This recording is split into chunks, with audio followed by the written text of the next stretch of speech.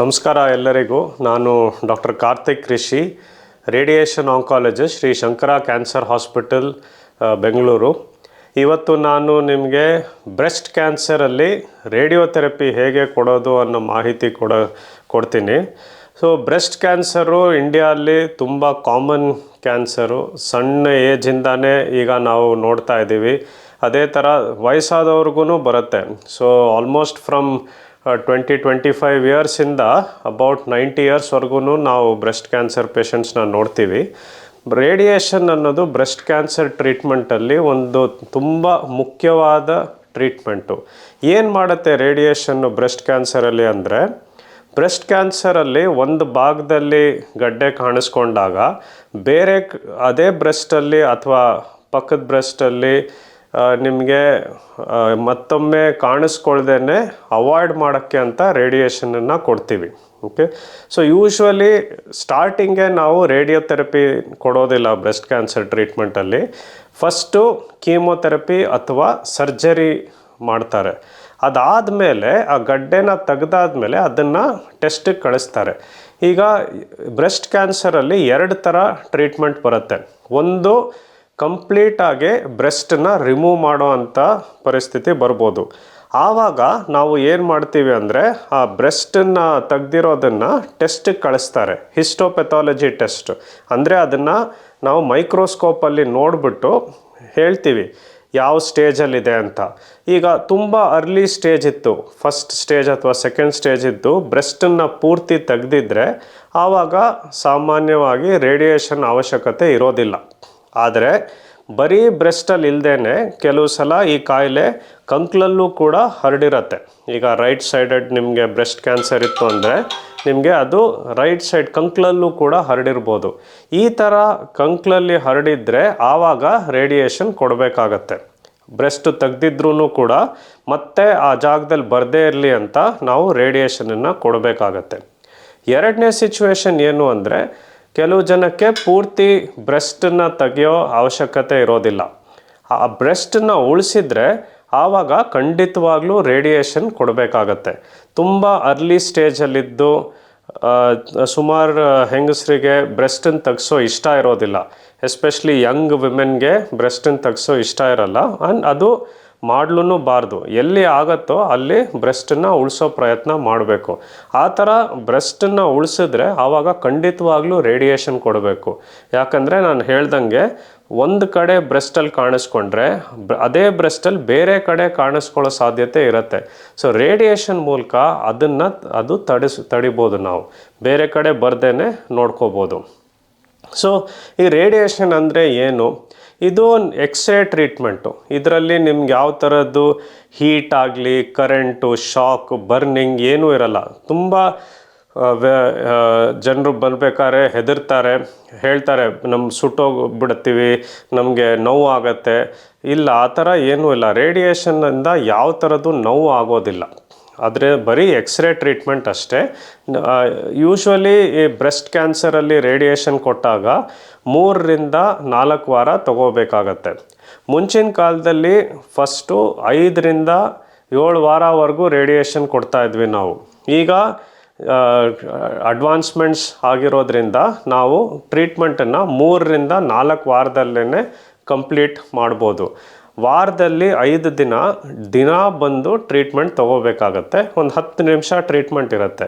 ಒಂದು appointment time ಕೊಡ್ತೀವಿ, ಅದೇ ಟೈಮ್ ಬಂದು ಟ್ರೀಟ್ಮೆಂಟ್ ತೊಗೊಂಡು ಹೋಗ್ಬೋದು. ಸೊ ಯೂಶ್ವಲಿ ಏನೇನು ಕ್ವೆಶ್ಚನ್ಸ್ ಕೇಳ್ತಾರೆ ಅಂದರೆ, ಈ ರೇಡಿಯೇಷನಿಂದ ಕೂದಲು ಉದುರತ್ತಾ, ಸುಸ್ತಾಗತ್ತಾ, ಆ ಥರ ಎಲ್ಲ ಏನೂ ಇರೋದಿಲ್ಲ. ರೇಡಿಯೇಷನ್ ಅನ್ನೋದು ಲೋಕಲ್ ಟ್ರೀಟ್ಮೆಂಟ್ ಅಂತ ಹೇಳ್ತೀವಿ. ಅಂದರೆ ಬರೀ ಬ್ರೆಸ್ಟಿಗೆ ಮಾತ್ರ ರೇಡಿಯೇಷನ್ ಕೊಡ್ತೀವಿ, ಬೇರೆ ಮೈಯಲ್ಲಿ ಬೇರೆ ಪಾರ್ಟಲ್ಲಿ ಏನೂ ಆಗೋದಿಲ್ಲ. ಸೊ ರೇಡಿಯೇಷನ್ ಕೊಡೋದ್ರಿಂದ ಕೂದಲು ಉದುರೋದಾಗಲಿ, ಸುಸ್ತಾಗೋದಾಗಲಿ, ಜ್ವರ ಬರೋದು, ನೋವು ಆಗೋದು ಆ ಥರ ಎಲ್ಲ ಏನೂ ಇರೋದಿಲ್ಲ. ಬರೀ ಎಕ್ಸ್ರೇ ಟ್ರೀಟ್ಮೆಂಟು. ನಾರ್ಮಲಾಗಿ ಬಂದು ಟ್ರೀಟ್ಮೆಂಟ್ ತೊಗೊಂಡು ಹೋಗ್ಬೋದು. ಸುಮಾರು ಜನರು ಕೆಲಸ ಮಾಡೋರು ಬೆಳಗ್ಗೆ ಬಂದು ರೇಡಿಯೇಷನ್ ತೊಗೊಂಡು ಕೆಲಸಕ್ಕೆ ಹೋಗ್ತಾರೆ. ಇನ್ನು ಕೆಲವು ಜನ ಕೆಲಸ ಮುಗಿಸ್ಕೊಂಡು ಸಾಯಂಕಾಲ ಬಂದು ರೇಡಿಯೇಷನ್ ತೊಗೊಂಡು ಹೋಗ್ತಾರೆ. ಸೊ ಈ ಥರ ನಾರ್ಮಲಾಗಿರ್ಬೋದು. ಮತ್ತು ಕೆಲವೊಮ್ಮೆ ಕೇಳ್ತಾರೆ ಫುಡ್ಡಲ್ಲಿ ಏನು ರೆಸ್ಟ್ರಿಕ್ಷನ್ ಮಾಡಬೇಕು ಅಂತ.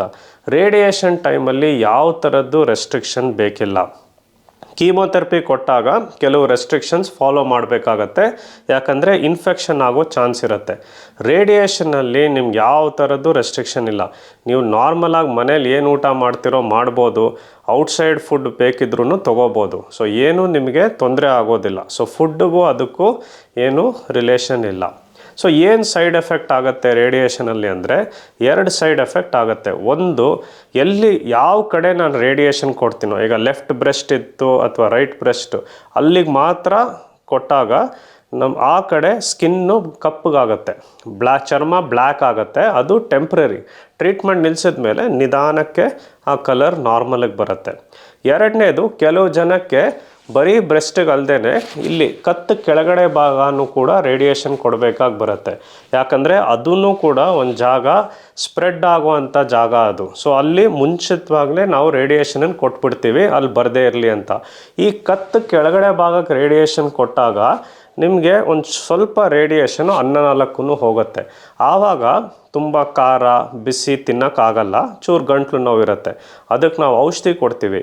ಆ ನೋವು 1 ವಾರ ಇರುತ್ತೆ ಅಷ್ಟೇ, ಅದಾದಮೇಲೆ ಹೋಗಿಬಿಡುತ್ತೆ. ಆಮೇಲೆ ನಾರ್ಮಲಾಗಿ ಊಟ ಮಾಡ್ಬೋದು. ಸೊ ಯಾವ ಥರದ್ದು ಲಾಂಗ್ ಟರ್ಮ್ ಸೈಡ್ ಎಫೆಕ್ಟ್ಸ್ ಅಂತ ಇರಲ್ಲ, ಅದು ಟೆಂಪ್ರರಿ ಇರುತ್ತೆ ಮತ್ತು ನಾರ್ಮಲ್ ಆಗೋಗ್ತೀರ. ಈ ತುಂಬ ಜನಕ್ಕೆ ಏನು ಭಯ ಅಂದರೆ, ರೇಡಿಯೇಷನ್ ಕೊಟ್ಟಾಗ ಹಾರ್ಟು ಲಂಗ್ಸಿಗೆ ಏನಾದರೂ ತೊಂದರೆ ಆಗತ್ತಾ ಅಂತ. ರೇಡಿಯೇಷನ್ ಕೊಡಬೇಕಾದ್ರೆ ಒಂದು ಸ್ವಲ್ಪ ರೇಡಿಯೇಷನ್ನು ಹಾರ್ಟ್ಗೂ ಲಂಗ್ಸ್ಗೂ ಹೋಗುತ್ತೆ. ಆದರೆ ಅದನ್ನು ನಾವು ತೊಂದರೆ ಏನೂ ಆಗದೇ ರೇಡಿಯೇಷನ್ ಕೊಡ್ತೀವಿ. ಅದಕ್ಕೆ ಅಂತ ನಮಗೆ ಕೆಲವು ಪ್ಯಾರಾಮೀಟರ್ಸ್ ಅಂತೀವಿ ಅಥವಾ ಕ್ಯಾಲ್ಕುಲೇಷನ್ ಅಂತೀವಿ. ಒಂದೊಂದು ಆರ್ಗನ್ಗೂ ಇಷ್ಟು ರೇಡಿಯೇಷನ್ವರೆಗೂ ಕೊಡ್ಬೋದು ಅಂತ ಇದೆ. ಅದ್ರ ಹೆಚ್ಚಿಗೆ ಕೊಟ್ಟರೆ ಆ ಆರ್ಗನಲ್ಲಿ ಡ್ಯಾಮೇಜ್ ಆಗುತ್ತೆ. ಸೊ ನಾವು ಹೇಗೆ ಮಾಡ್ತೀವಿ ಅಂದರೆ, ಡೈರೆಕ್ಟಾಗಿ ರೇಡಿಯೇಷನ್ ಕೊಡೋದಿಲ್ಲ, ಪ್ಲ್ಯಾನಿಂಗ್ ಅಂತ ಮಾಡ್ತೀವಿ. ನಮ್ಮ ಹತ್ರ ಇವಾಗ ನಮ್ಮ ಹಾಸ್ಪಿಟ್ಲಲ್ಲಿ ಅಡ್ವಾನ್ಸ್ಡ್ ಟೆಕ್ನಾಲಜಿ ಇದೆ. ಇದ್ರ ಮೂಲಕ ಏನು ಮಾಡ್ಬೋದು ಅಂದರೆ, ಯಾವ ಆರ್ಗನ್ನಿಗೆ ಹೆಚ್ಚಿಗೆ ರೇಡಿಯೇಷನ್ ಆದರೆ ಡ್ಯಾಮೇಜ್ ಆಗುತ್ತೋ ಅದು ಆಗದೇ ನಾವು ಕಮ್ಮಿ ರೇಡಿಯೇಷನ್ ಹೋಗೋ ಥರ ಪ್ಲ್ಯಾನ್ ಮಾಡ್ಬೋದು. ಉದಾಹರಣೆಗೆ ಈಗ ಲೆಫ್ಟ್ ಸೈಡ್ ಬ್ರೆಸ್ಟ್ ಕ್ಯಾನ್ಸರ್ ಬಂದಿರೋರಿಗೆ ಹಾರ್ಟು ಹತ್ರ ಇದೆ. ಸೊ ನಾವೇನು ಮಾಡ್ತೀವಿ ಅಂದರೆ, ಡೀಪ್ ಇನ್ಸ್ಪಿರೇಟರಿ ಬ್ರೆತ್ ಹೋಲ್ಡ್ ಅಂತ ಒಂದು ಟೆಕ್ನಿಕನ್ನು ಉಪಯೋಗಿಸ್ತೀವಿ. ಅದರಲ್ಲಿ ಏನು ಹೇಳ್ತೀವಿ ಅಂದರೆ, ಪೇಷಂಟಿಗೆ ನೀವು ಜೋರು ಉಸಿರು ತೊಗೊಂಡು ಹಿಡ್ಕೋಬೇಕು ಅಂತ ಹೇಳ್ತೀವಿ. ಈ ಥರ ಆ ಉಸಿರು ತೊಗೊಂಡಾಗ ಏನಾಗುತ್ತೆ, ನಿಮ್ಮದು ಲಂಗ್ಸಲ್ಲಿ ಜಾಸ್ತಿ ಗಾಳಿ ತುಂಬಿಕೊಳ್ಳುತ್ತೆ. ಆವಾಗ ಆ ಹಾರ್ಟು ಮತ್ತು ಬ್ರೆಸ್ಟು ಸೆಪ್ರೇಟ್ ಆಗುತ್ತೆ. ನಾರ್ಮಲಿ ಈ ಥರ ಇದ್ದಿದ್ದು ಜೋರು ಉಸಿರು ತೊಗೊಂಡಾಗ ಇದೆರಡು ಈ ಥರ ಮೂವ್ ಆಗುತ್ತೆ, ಸೆಪ್ರೇಟ್ ಆಗುತ್ತೆ. ಆವಾಗ ಹಾರ್ಟು ದೂರ ಹೋಗುತ್ತೆ ಬ್ರೆಸ್ಟಿಂದ. ಅದು ಹೋದಾಗ ನಾವು ರೇಡಿಯೇಷನ್ ಕೊಟ್ಟಾಗ ಅಲ್ಲಿ ಹಾರ್ಟಿಗೆ ಹೋಗೋದಿಲ್ಲ. ಸೊ ಈ ಟೆಕ್ನಿಕ್ ಮೂಲಕ ಹಾರ್ಟಿಗೆ ಕಮ್ಮಿ ರೇಡಿಯೇಷನ್ ಕೊಡ್ಬೋದು. ಇನ್ನು ಕೆಲವು ಟೆಕ್ನಿಕ್ಸ್ ಇದೆ, IMRT ಅಂತ ಹೇಳ್ತೀವಿ. ಅದರಲ್ಲೂ ಕೂಡ ಲಂಗ್ಸಿಗಾಗಲಿ ಹಾರ್ಟಿಗಾಗಲಿ ನಾವು ರೇಡಿಯೇಷನನ್ನು ಕಮ್ಮಿ ಹೋಗೋ ಥರ ಪ್ಲ್ಯಾನ್ ಮಾಡ್ಬೋದು.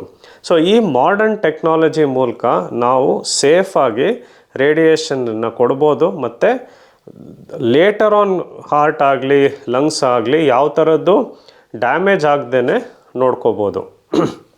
ಸೊ ಇನ್ನು ಕೆಲವು ಜನಕ್ಕೆ ತುಂಬ ಏಜ್ ಆಗಿರೋರು, ನಾನು ಹೇಳಿದೆ ಆಗಲೇ 80 ಇಯರ್ಸ್ 90 ಇಯರ್ಸ್ ಓಲ್ಡ್ ಜನರಿಗೆ ರೇಡಿಯೇಷನ್ ಕೊಡೋದು ಸ್ವಲ್ಪ ಕಷ್ಟ ಇರುತ್ತೆ. ವಯಸ್ಸಾದವರು ಡೈಲಿ ಬರೋಕ್ಕಾಗೋದಿಲ್ಲ ಹಾಸ್ಪಿಟಲ್ಗೆ, ಅಥವಾ ಅವರು ನಡೆಯೋಕ್ಕಾಗೋದಿಲ್ಲ. ಸೊ ಇಂಥವ್ರಿಗೂ ಕೂಡ ಮಾಡರ್ನ್ ರೇಡಿಯೋಥೆರಪಿ ಮೂಲಕ ನಾವು ಕಮ್ಮಿ ದಿನದಲ್ಲಿ ರೇಡಿಯೇಷನನ್ನು ಮುಗಿಸ್ಬೋದು. ನಾನು ಆಗಲೇ ಹೇಳ್ದಂಗೆ ಯೂಶ್ವಲಿ 3 ರಿಂದ 4 ವಾರ ರೇಡಿಯೇಷನ್ ಕೊಡ್ತೀವಿ. ಬಟ್ ಈ ಥರ ಬರದೇ ಇರೋರಿಗೆ, ಅಥವಾ ಇನ್ನು ಕೆಲವು ಜನ ಬೇರೆ ಔಟ್ಸೈಡಿಂದ ಬಂದಿರ್ತಾರೆ ಬೆಂಗಳೂರಿಗೆ ಟ್ರೀಟ್ಮೆಂಟ್ ತೊಗೋಬೇಕು ಅಂತ, ಹೆಚ್ಚಿಗೆ ದಿನ ಇರೋಕ್ಕಾಗಲ್ಲ ಬ್ಯಾಂಗ್ಳೂರಲ್ಲಿ. ಸೊ ಈ ಥರ ಇದ್ದಾಗ ನಾವು 5 ಡೇಸಲ್ಲೂ ಕೂಡ ರೇಡಿಯೇಷನನ್ನು ಕಂಪ್ಲೀಟ್ ಮಾಡ್ಬೋದು. ಅದು ಎಲ್ಲರಿಗೂ ಮಾಡೋಕ್ಕಾಗಲ್ಲ, ಆದರೆ ಕೆಲವು ಸೆಲೆಕ್ಟೆಡ್ ಪೇಷಂಟ್ಸಲ್ಲಿ 5 ಡೇಸಲ್ಲಿ ಟ್ರೀಟ್ಮೆಂಟ್ ಕಂಪ್ಲೀಟ್ ಮಾಡ್ಬೋದು. ಸೊ ಇದರಲ್ಲಿ ಅಡ್ವಾಂಟೇಜ್ ಏನಿದೆ ಅಂದರೆ, ಕಾಯಿಲೆನೂ ಕೂಡ ವಾಸಿ ಆಗುತ್ತೆ, 1 ವಾರದಲ್ಲೇ ಟ್ರೀಟ್ಮೆಂಟ್ ಕಂಪ್ಲೀಟ್ ಆಗುತ್ತೆ, ಮತ್ತು ಸೈಡ್ ಎಫೆಕ್ಟ್ಸು ಕೂಡ ಇರೋದಿಲ್ಲ. ಸೊ ಯಾವ ಪೇಷಂಟ್ಗೆ ಯಾವ ಥರ ಅಂತ ನಾವು ಸ್ಟಡಿ ಮಾಡಿ ರಿಪೋರ್ಟ್ಸ್ ಎಲ್ಲ ನೋಡಿಬಿಟ್ಟು ಡಿಸೈಡ್ ಮಾಡ್ತೀವಿ. So radiation for breast cancer ತುಂಬಾ ಸೇಫ್ ಟ್ರೀಟ್ಮೆಂಟು. ಯಾವ ಥರದ್ದು ಮೇಜರ್ ಸೈಡ್ ಎಫೆಕ್ಟ್ಸ್ ಇಲ್ಲ, ಕೂದಲು ಉದುರೋದಾಗಲಿ ಸುಸ್ತು ಜ್ವರ ಬರೋದು ಏನೂ ಇಲ್ಲ. ವೆರಿ ಮೈಲ್ಡ್ ಸೈಡ್ ಎಫೆಕ್ಟ್ಸ್, ಸ್ವಲ್ಪ ಚರ್ಮ ಕಪ್ಪಗಾಗತ್ತೆ, ಗಂಟ್ಲಲ್ಲಿ ನೋವು ಆಗ್ಬೋದು, ಅದೂ ಕೂಡ ಟೆಂಪ್ರರಿ. ಟ್ರೀಟ್ಮೆಂಟ್ ಮುಗಿದ ಮೇಲೆ ನಾರ್ಮಲ್ ಆಗುತ್ತೆ. ಟ್ರೀಟ್ಮೆಂಟ್ ಟೈಮಲ್ಲಿ ನಾರ್ಮಲ್ ಆಗಿರ್ಬೋದು, ನಿಮ್ಮ ಕೆಲಸ ಮಾಡ್ಕೋಬೋದು, ಆಚೆ ಓಡಾಡ್ಬೋದು, ಎಲ್ಲ ಫುಡ್ಡು ತಿನ್ಬೋದು, ಯಾವ ಥರದ್ದು ರೆಸ್ಟ್ರಿಕ್ಷನ್ ಇರೋದಿಲ್ಲ. And it is very effective treatment. ನಿಮ್ಮದು cure rates are very high when in early breast cancer. And advanced ಇದ್ರೂ ಕೂಡ ವಾಪಸ್ ಬರದೆ ನೋಡ್ಕೊಳ್ಳುತ್ತೆ. ಸೊ ಇನ್ನೇನಾದರೂ ಹೆಚ್ಚಿಗೆ ಮಾಹಿತಿ ಬೇಕು ಅಂದರೆ ನಮ್ಮನ್ನು ಕಾಂಟ್ಯಾಕ್ಟ್ ಮಾಡ್ಬೋದು, ಅಥವಾ ನಮ್ಮ ಹಾಸ್ಪಿಟ್ಲಿಗೆ ಬಂದು ನೋಡ್ಬೋದು, ನಮ್ಮ ಟೆಕ್ನಾಲಜಿನ ನೋಡ್ಬೋದು, ಡಾಕ್ಟ್ರ್ ಹತ್ರ ಮಾತಾಡ್ಬೋದು.